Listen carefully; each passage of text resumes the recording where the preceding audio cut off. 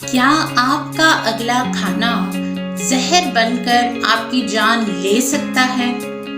تو جی ہاں، پاکستان بھر میں شدید گرمی کے ساتھ ساتھ فوڈ پوائزننگ اور آنتوں کے خطرناک انفیکشنز میں بھی اضافہ ہو رہا ہے۔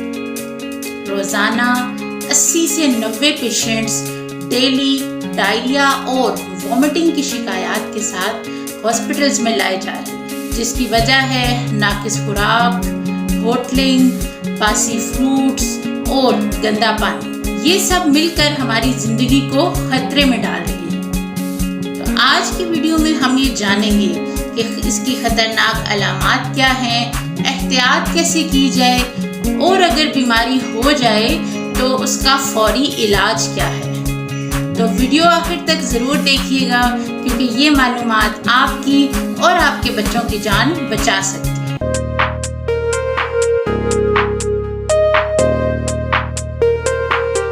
السلام علیکم، میں ہوں ڈاکٹر ذکیہ اون، اور آج ہم بات کرنے جا رہے ہیں فوڈ پوائزننگ پہ، یعنی کہ آپ نے جو کھانا کھایا وہ زہر بن گیا۔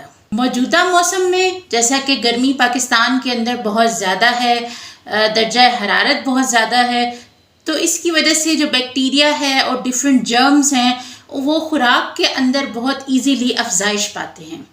یہ ان کے لیے آئیڈیل موسم ہوتا ہے۔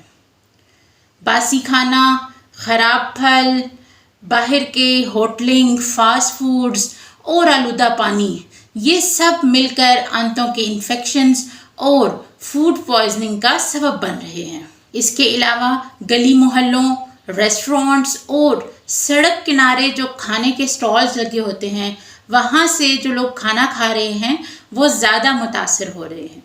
بازار سے ملنے والے کٹے ہوئے تربوز، خراب آم، دہی، فاسٹ فوڈ، بریانی، دہی بلے اور ٹھنڈے مشروبات، یہ چیزیں بھی اس کے اندر اپنا رول پلے کر رہی ہیں، اور بغیر ریفریجریٹر کے رکھا ہوا دودھ یا گوشت بھی فوڈ پوائزننگ کرنے کی وجہ بن سکتا ہے۔ اور اس کے علاوہ اگر ہم پھل یا سبزیوں کو پراپر پانی میں اچھی طرح نہ دھوئیں یا گندے پانی سے دھو کر کھائیں تو اس سے بھی اس کا خطرہ بڑھ سکتا ہے۔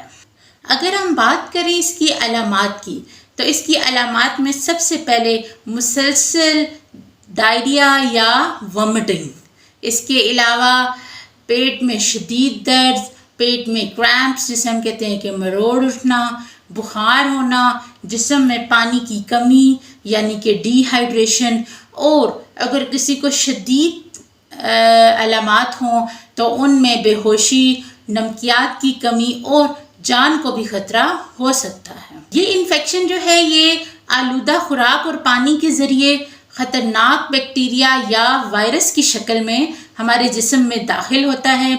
یہ بیکٹیریا آنتوں پر حملہ کر کے قے، دست اور پیٹ کے درد کو پیدا کرتے ہیں۔ بچوں، بزرگوں اور جو کمزور مدافعت والے افراد ہیں ان میں یہ انفیکشن زیادہ جلدی ہو سکتا ہے۔ تو آئیے بات کرتے ہیں کہ ہم اس سے کیسے بچ سکتے ہیں۔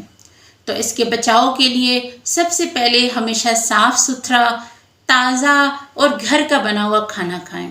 خاص طور پر یہ جو برسات کا موسم ہے جو بھی پاکستان کے اندر ہے، اس میں کوشش کریں کہ ہوٹلنگ نہ کریں، باہر سے فاسٹ فوڈ نہ کھائیں، اور اگر بہت مجبوری میں آپ باہر کا کھانا کھا بھی رہے ہیں تو اس میں آئل اور مسالے کم ہونے چاہیے، اور ایٹ لیسٹ وہاں پہ صفائی کا انتظام اچھا ہو۔ دوسری چیز، گندے یا سڑک کنارے سٹال سے خریدے ہوئے کھانوں سے پرہیز کریں۔ پھلوں اور سبزیوں کی تازگی کو چیک کریں۔ خراب اور سڑے ہوئے پھل فوراً پھینک دیں۔ صرف فلٹر یا ابلا ہوا پانی استعمال کریں۔